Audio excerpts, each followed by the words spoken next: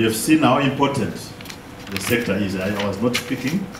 It was the United Nations repository of knowledge, the information office itself, the library.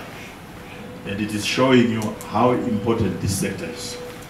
It is important to the extent that it is now the third global export earner after fuels and chemicals. So in the #1 slot of export earners globally, you have fuels in the #1 slot, chemicals second, and the tourism #3.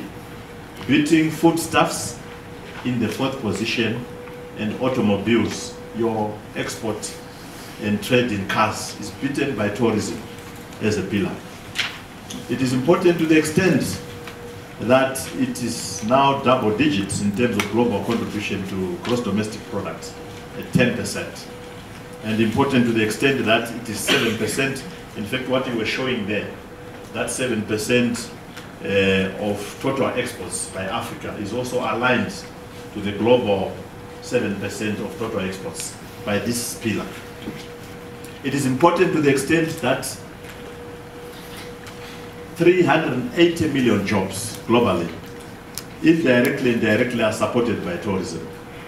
To the extent that 1 in every 11 people employed in the world are employed by tourism. Now, in the African sense, in the example that you have given us, I think it's 1 in every 14, equivalent to 21 million jobs. Now, this is a sector at global level is 30% of global service exports. You have just shown in the African example that is actually 46%. So it's doing even better in the continent.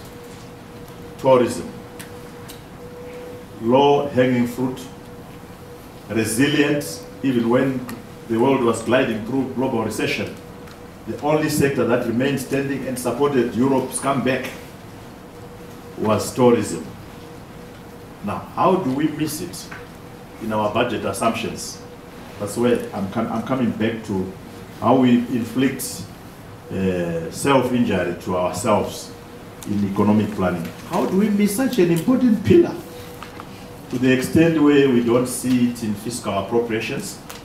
You come to Parliament every time we do the Blue Book, the budget, and for as long as I have been minister, tourism has been commanding the bottom of the ladder in terms of fiscal appropriation. Less than 1% of the budget. In fact, we get 0.00 something percent share of the budget.